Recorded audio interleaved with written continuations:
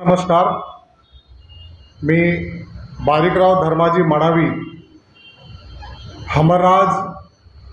हमरराज party प्रदेशाध्यक्ष महाराष्ट्र।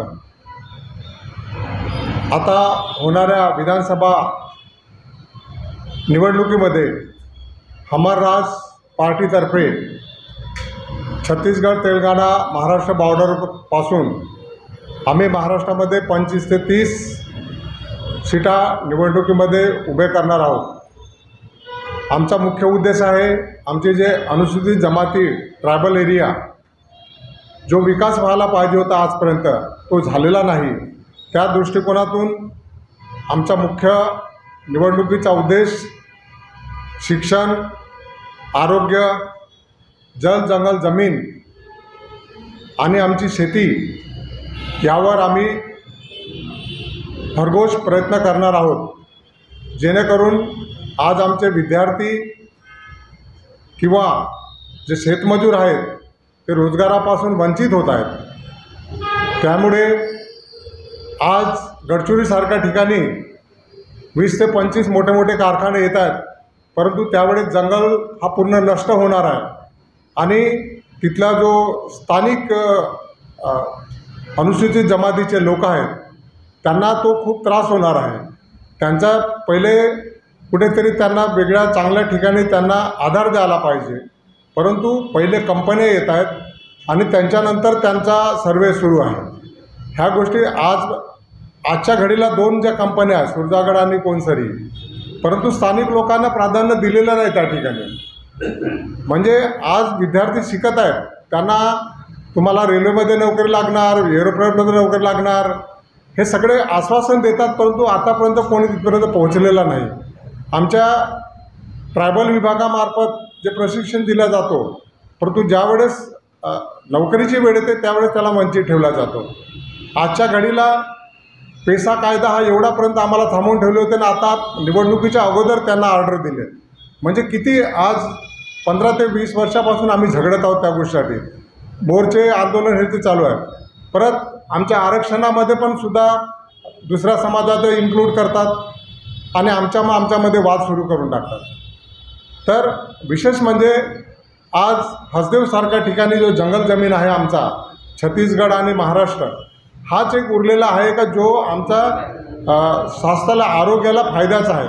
पण तिथे सुद्धा आज मोठ्या मोठ्या कंपन्या येऊन ते जंगल जर नष्ट झाला तर पुढे आम्हाला तो सगळं त्रास होणार आहे। म्हणजे आमचा जो आयुष्य, जीवन जगण्याचा जो आयुष्य आहे तो आमचा हिरावून घेण्याचा प्रयत्न करतात। याकरता आमची हमरराज पार्टी विशेष करून आज महाराष्ट्रामध्ये प्रथमच ही निवडणूक लढवत आहे, पण जोमानं लढवण्याचा आम्ही प्रयत्न केलेला आहे।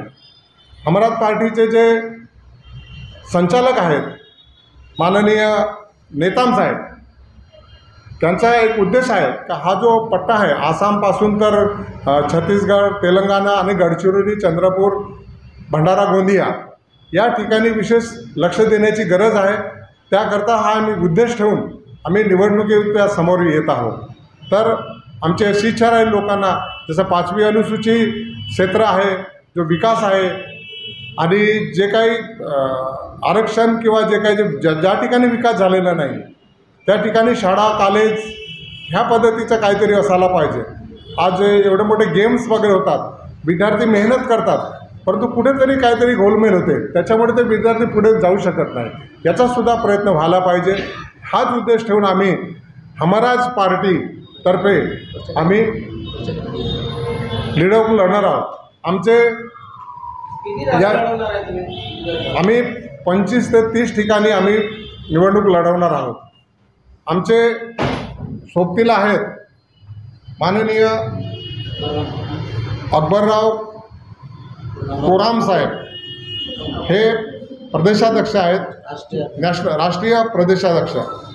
त्यानंतर माननीय विनोद नागवंशी साहेब, विनोद कुमार नागवंशी, राष्ट्रीय महासचिव हमरराज पार्टी।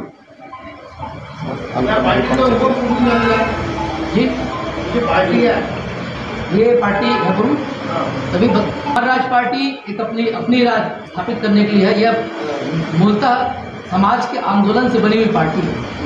इस प्रदेश में आज़ादी के 75 साल बाद इस देश में आज भी वन क्षेत्र में रहने वाले, शिविर में रहने वाले आदिवासी या वंचित समाज या सामान्य जो लोग भी अपने अधिकारों से वंचित हैं। आज सबको शिक्षा के नाम पे ठगा जा रहा है, शिक्षा के व्यवसायिक होने, जबकि लोकतंत्र की परिभाषा में कहता है for the people, by the people, from the people, जनता से, जनता के लिए, जनता के द्वारा। लेकिन आज़ादी के 75 साल बाद ऐसा लगता है कि आज भी आम जनता शिक्षा से वंचित है। आज अगर अच्छा पैसा दोगे, अच्छा शिक्षा मिलेगा। और उससे बड़ी बात, लोकतंत्र में हर आदमी को स्वास्थ्य सुविधा देने के लिए कटिबद्ध होता है, संविधान में लिखा हुआ है। लेकिन अगर आपके पास पैसा नहीं है तो आप म्यूनसिपल के अस्पताल में जाओगे जहां आपको इंजेक्शन भी नहीं मिलेगा, दवाई भी नहीं मिलेगा। अगर अस्पताल है तो डॉक्टर नहीं, टीचर है तो स्कूल नहीं, स्कूल टीचर नहीं। आज अगर देश में हर व्यक्ति का एक वोट देने का अधिकार है तो वोटों का प्यूरिफिकेशन क्यों? एक बड़े तबके के लोग, व्यापारी वाले लोग आज भी राजनीति को कंट्रोल कर रहे हैं, और जिनके पास संसाधन इस देश में, अगर इस देश के मैप को सुपर इम्पोज किया जाए जल, जंगल, जमीन और खनिज संसाधन का, वह पूर्णतः शेड्यूल एरिया मिलेगा जहां पर आज भी आदिवासी भाई सदियों से निवास करते हैं। उनको संविधान ने बहुत सारा अधिकार दिए, लेकिन आज देश के संविधान, देश के संसद, देश के राज्यसभा संसद में आदिवासियों की विकास, गरीबों की विकास, एससी जातियों की विकास की चर्चा करते हैं, और विकास 75 साल बाद बढ़ते जा रहा है। और इतना बढ़ गया कि आज चावल, दाल, तेल भी मुफ्त में देना पड़ रहा है भारत की जनता को। एक तरफ टैक्स दिया बढ़ाया जा रहा है, कहीं पर मुफ्त दिया जा रहा है। तो 75 साल में हम रोजगार नहीं दे पाए किसी को, जबकि जब भारत आज़ाद हुआ उस समय अगर विश्व के इकोनॉमी में देखा जाए तो डॉलर 1 रुपये बराबर था। तो हम कौन सा विकास कर रहे हैं? आज स्लम एरिया बढ़ते जा रहे हैं, जंगल खत्म करके खदान बनाया जा रहा है। अच्छा, जो भी विधायक बन के जाते हैं हमारे समाज के बीच से जाते हैं, हमारे बीच से जाते हैं, लेकिन वो कहते हैं हम पार्टी से बंधे हुए हैं। पार्टी इस देश के इलेक्शन कमीशन का रेगुलेटिंग एक्ट है कि आप इन नियमों बनकर चुनाव लड़ोगे, चुनाव चिन्ह पर। लेकिन ये कभी नहीं कहता कि पार्टी में गया व्यक्ति करप्शन करे या पार्टी के नाम से करप्शन का आवाज उठा दे। आज देश की राष्ट्रीय पार्टी, 70 पार्टी वॉशिंग मशीन बन गया है। जितने भी करप्शन होता है जाके मिलता है, खत्म हो जाता है। समाज के बीच के, हमारे बीच के लोग जब राष्ट्रीय पार्टी चुनाव लड़ते हैं उन पूरे मुद्दों को भूल जाते हैं। खाली विकास के नाम पे योजनाओं के नाम पे घोषणा लागू नहीं करते। हमारी राज्य पार्टी एक सामान्य जन के लिए, एक भारत के नागरिक के लिए, जो लोकतंत्र का पहला परिभाषा है for the people, by the people, from the people, उसकी परिकल्पना तभी पूर्ण होगा जब समान शिक्षा लागू होगा और सबको स्वास्थ्य मिलेगा। इस विचार के लिए कटिबद्ध है। विशेष करके अनुसूचित जनजाति जिनके साथ अत्याचार की कथाएं बढ़ते जा रही है, विकास के मानकों में, विश्व के पटल में आदिवासी को ऐसा बताया जाता है ये गरीब है, जबकि इसी महाराष्ट्र का नागपुर इलाका गोड़ राजा भक्त था, पूरा मंडलागढ़ गोड़ों का था, आदिवासियों का था। लेकिन आज इतिहास भी मिलता जा रहा है। हम चाहते हैं सबकी सहभागिता सुनिश्चित हो। हमारा राज्य जो बोलते हैं हम सबका राज्य, इसके लिए पार्टी का ब्लूप्रिंट क्या है? पार्टी का ब्लूप्रिंट आम जनता, विशेष करके पिछड़े जनजाति जातियों को उनका सम्मान के साथ संवैधानिक अधिकार देना। मेरा नाम अकबर राम कोराम है और मैं हमार राज पार्टी का राष्ट्रीय अध्यक्ष हूँ और साथ ही साथ छत्तीसगढ़ गोंडवाना गौड़ महासभा का प्रदेश अध्यक्ष भी हूँ। हमारा जो पार्टी बनाने का एक ही उद्देश्य था कि हम लोगों ने छत्तीसगढ़ में हमारे खासकर अनुसूचित जाति, अनुसूचित जनजाति, जो रिजर्वेशन क्लास के लोग हैं, उनके जो संवैधानिक अधिकार हैं और उनके जो जल, जंगल, ज़मीन है और भी बहुत सारे बेरोजगारी वगैरह की जो समस्या थी, उसके लिए हम लोगों ने 15-16 साल लड़ाई किया। उसके बाद भी कोई सुनवाई नहीं हुआ। इसको ही लेके हम लोगों ने सोचा कि जब तक हमारी सुनवाई आंदोलन करने से, सामाजिक आंदोलन कर रहे हैं, तब भी कोई सुन नहीं रहा है। रेल रोक लीजिए, विधानसभा कर लिए, सब कर लिया, आर्थिक नाकेबंदी। उसके बाद भी हमारे जो 32-23 सूत्री मांग थी उसमें आज तक कोई सुनवाई नहीं हुआ। इसी को दृष्टिगत रखते हुए समाज ने फैसला लिया कि आप लोग चिल्लाते रहेंगे, कोई सुनने वाला नहीं है। जब तक आपका प्रतिनिधित्व लोकसभा में, विधानसभा पे नहीं जाएगा, आपकी बात नहीं रखेगी, तब तक आपका मांग पूरी नहीं होगी। इसी को दृष्टिगत रखते हुए पूरे छत्तीसगढ़ के सर्ववादी समाज के लोगों ने, अनुसूचित जनजाति, पिछड़ा वर्ग, सब ने मिलकर कहा कि आप लोग एक राजनीतिक पार्टी बनाइए और एक सर्वसम्मति से वहाँ पे एक नाम रखा गया कि हमारा राज पार्टी का गठन करते हैं। और उसी को दृष्टिगत रखते हुए हम लोगों ने विधानसभा चुनाव भी लड़ा, 41 सीट में अभी लड़े थे छत्तीसगढ़ में। और असम, और जैसे आप लोगों ने कहा असम है, उड़ीसा है, तेलंगाना बॉर्डर, दिल्ली वगैरह में हम लोगों ने चुनाव लड़ा। हालांकि सफलता हमें अपेक्षित नहीं मिला, लेकिन हमारा प्रयास है।